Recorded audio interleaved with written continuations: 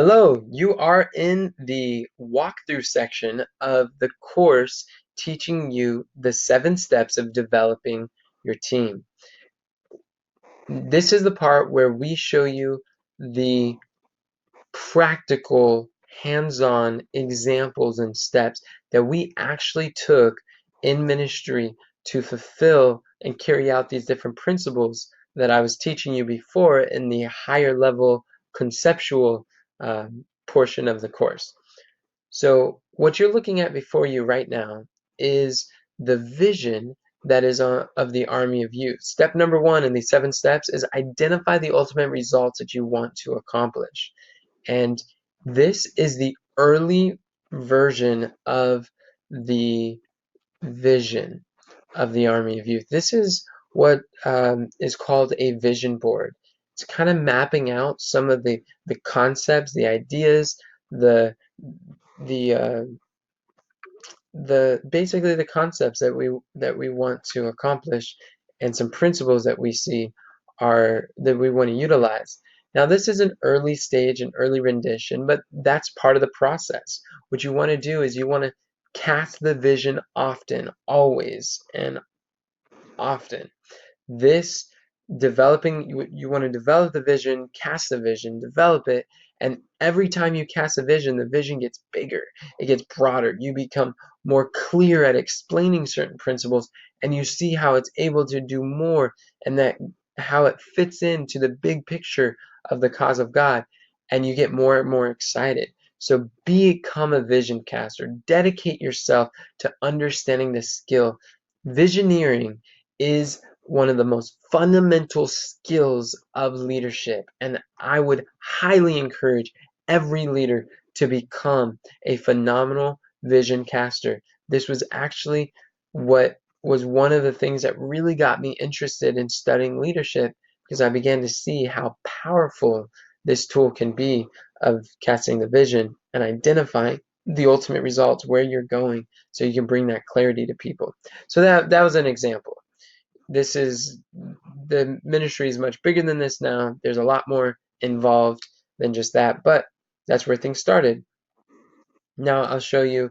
This is another great exercise that we did that helped us along this journey, is we started to clarify our mission and vision statements. And in doing that, we started brainstorming, what do we want to accomplish? What are we trying to do? And granted, some of this is still under development, but there is quite a bit of it hashed out. And I imagine this will be active and ongoing. So our vision is to help every young person identify and develop their unique talents for the Lord's army. We envision a world where never again must a young person live an aimless life. We see a time where all young people know their true purpose and lead meaningful lives in the Lord's service. That's our vision, and we're sticking to it. Our mission, we've tossed around some ideas, talked to each other about it: to seek the lost, redeem the time, count the cost. That's something. To rightly train an army of youth to finish the work. That's something. We're still trying to solidify that a little more. And we talked about some of the goals that we have, our demographics. We talked about how our interest is those that are young in the faith, who are eagerly ready to share with others what God has shared with them, but they don't know where to start or how to overcome the initial obstacles being faced when sharing the gospel. So we put together an avatar using this free program called Extensio, and it goes into great detail about um, who is the audience that we're speaking to. And we gave him a name of Daniel. So we are identifying our values, our future. We want to have evangelistic events, planting outposts, modern publishing house, learning centers, health restaurant. We definitely want to found on the Word of God, mobile apps, future courses. Click the more details. It's a large list of going into more details about Bible workers.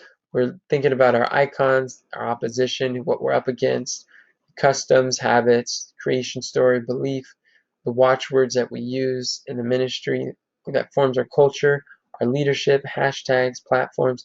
This is just a few things that we have been working on. And as you see, it still is a work in progress, but being able to take some time to really craft and identify what is the vision and document it. Document it so other people can access it. Right now, we're going through a book called The Story Brand, and it's really teaching us how to take our vision and express it in a story where it's more simple and easy to understand and easy for every team member to be able to explain. And I think it's pretty simple now. People grasp the vision. They're like, whoa, I wish I had that when I first got started. And that's the result. That's the reaction we want people to see. And other people who are just getting started, they're like, this is what I need. This is what I'm craving for. This is what I want. And so it attracts that type of person who we are seeking to attract. So this is one way that you can clarify your vision and what you're seeking to accomplish. You really want to just map out the big picture and what is the ultimate goal. And it's going to take some time and dedication and effort to accomplish that, but this helps you to realize why you're doing it. This is your why, and you remember this why when things are going tough, when things are not working out very well, and you're coming to a lot of obstacles, and you have more questions and you have answers. You remember your why. Your why is why you don't quit. Your why is what allows you to persevere and wake up in the morning feeling energized and excited for the next day. This why is what gives you the reason to press together. Your why is what is going to motivate people to join you and be a part of the team that you're developing, the ministry, the organization, the business that you're forming. This is what's going to attract those high level leaders. The bigger the why, the higher you'll fly.